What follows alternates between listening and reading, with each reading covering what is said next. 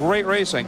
And now let's head down to the pits and Andrew Marriott for our Cadillac update. Andrew? Yes, we're here for the Cadillac update, and Andy Wallace has just come in. This is going to be a very quick stop. They just put fuel in the car, the lights have now gone, and Andy accelerates away. The Northstar system engine sounding absolutely great. Heading back out on track, remember you can follow all the activity of Cadillac and the Corvettes as well at gm.com.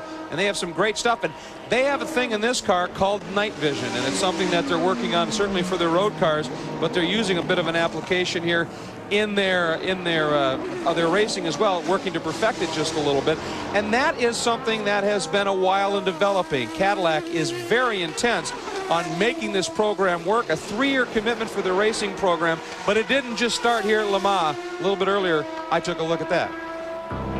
In early 1997, Cadillac began planning a notice to the world that it was about to deliver on its promise of a new global technology. With Herb Fischel and GM Race Shop, it was secretly decided that the international stage of Le Mans was the place to showcase Cadillac's new art and science positioning. At the 1999 Geneva Auto Show, Cadillac made it official, announcing they would indeed compete in the 24-hour classic in June of 2000. With that challenge before them, Cadillac enlisted the proven experience of world-renowned race car engineers Bob Riley and Mark Scott. Established in 1990, Riley and Scott were eager to once again apply their design, fabrication, and development expertise towards conquering the world's premier endurance test. With wins here at the 12 Hours of Sebring and the Rolex 24 at Daytona, Cadillac is quite confident in their partnership with Riley and Scott. As the initial plans for the Cadillac Northstar Le Mans prototype began to take shape, Riley and Scott engineers used computer-aided design technology to create potential design platforms. The most promising of these then came to life in the form of scale models built for use in wind tunnel studies at both the GM Aerodynamics Laboratory and Swift Engineering. Hours of wind tunnel testing and reams of data later, a shape evolved which was deemed the most effective tool for the task at hand: victory. By March of 1999, design was well underway, but ACO approval of a new, far more aerodynamic single roll hoop, as on the BMW and the Panos prototypes, made it clear a large-scale bodywork redesign incorporating this feature would be required. This change proved no small feat, but the engineers were up to the challenge. In the meantime, it was known that the power plant would be the 4-liter Northstar V8. The question was induction, atmospheric or turbo. For the answer, GM called on longtime partner turbocharging experts McLaren Engines. Parallel engineering studies yielded horsepower and fuel economy results highly favoring a turbo. And by February of '99, GM decided that turbo it would be, twin turbo actually, and dyno development was underway.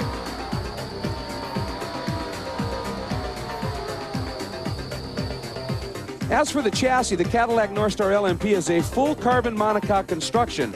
Riley and Scott began the build process with the formation of bucks, or wooden replicas of the final components. From these bucks, the molds were then created.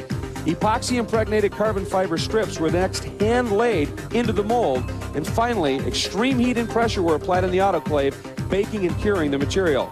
Once fabrication of components was complete, assembly began. The bare carbon monocoque received its Northstar V8 power plant and 6-speed sequential transaxle, both fully stressed chassis members. Careful assembly continued until exacting tolerances for fit were met. Finally, on a cool, late September morning, somewhere among the cornfields of Indiana, the moment of truth had arrived.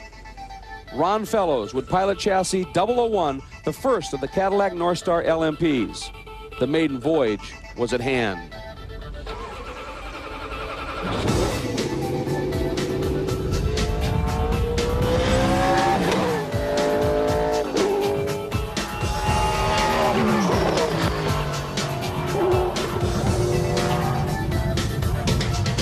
Initial shakedown results proved very encouraging, and further development and refinement would continue in GM's wind tunnel before the race debut. And then that debut came, and it came at none other than this year's Rolex 24 at Daytona, a challenge the two Cadillac Northstar LMPs proved well prepared to tackle, finishing second and third in class. Well, we still can't help but wonder, Cadillac on the racetrack? Well, Cadillac has been working for a number of months to reposition themselves, and I think that was accelerated as they became more of a globally focused company. That car is symbolic of change.